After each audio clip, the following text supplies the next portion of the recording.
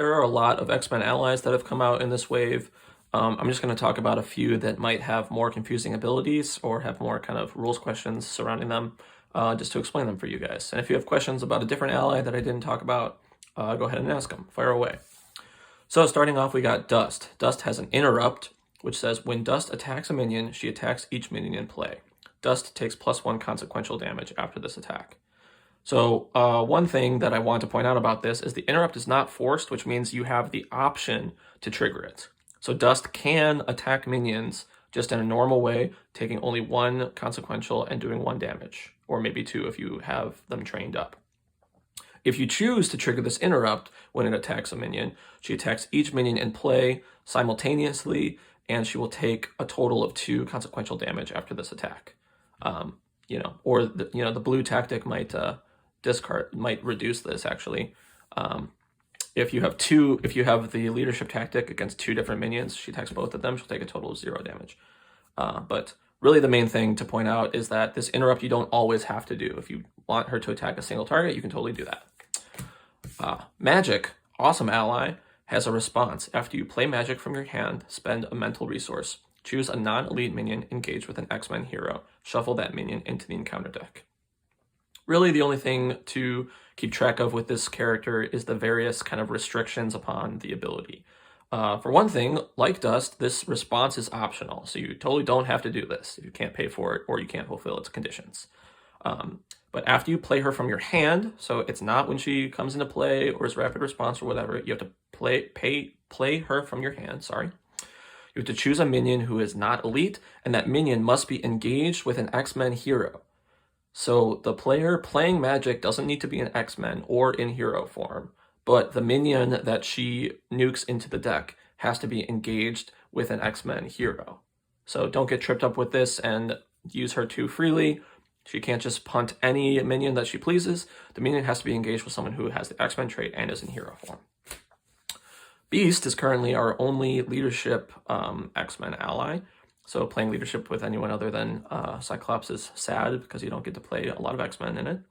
He has a response. After Beast enters play, search your deck and discard pile for a resource card and add it to your hand. Shuffle.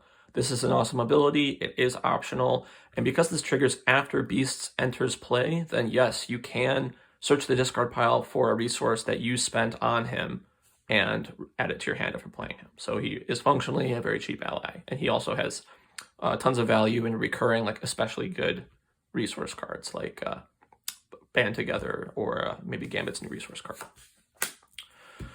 All right, an ally that has definitely given us lots of rules questions is Nightcrawler here.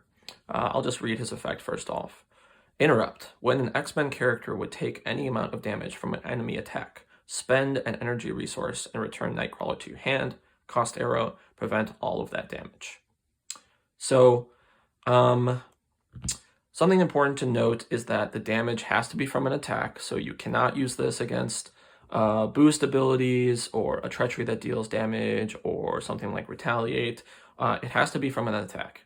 And the target character doesn't need to be Nightcrawler. It could be when your hero is about to take damage or when another X-Men character is about to take damage.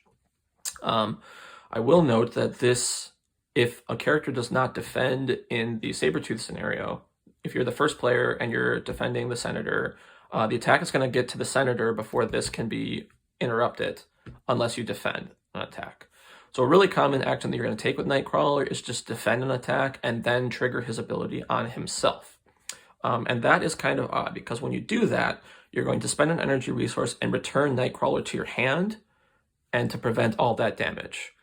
So it creates this lasting effect for the rest of the attack that will prevent all the damage from that attack. However, Nightcrawler will leave play, so that attack will become undefended and it will be targeted against your identity. Even though originally it was defended and targeted against Nightcrawler, when he leaves play, both of those things change. So often that's not a super huge deal, but if your identity has retaliate, you would get to use retaliate in that situation because technically the enemy attacked you at that timing point. If you're Drax and you had after the enemy attacks Drax, you get a vengeance. You would get a vengeance in that situation, although you'd have to have made Drax. Oh no, you don't. So that's basically the weirdness. He can disappear and kind of leave this invisible shield behind that is preventing all damage from that attack, even though he is not in play and not actually defending the attack. Finally, Storm. Her cost is reduced by 1 if your identity has the mutant or X-Men trait.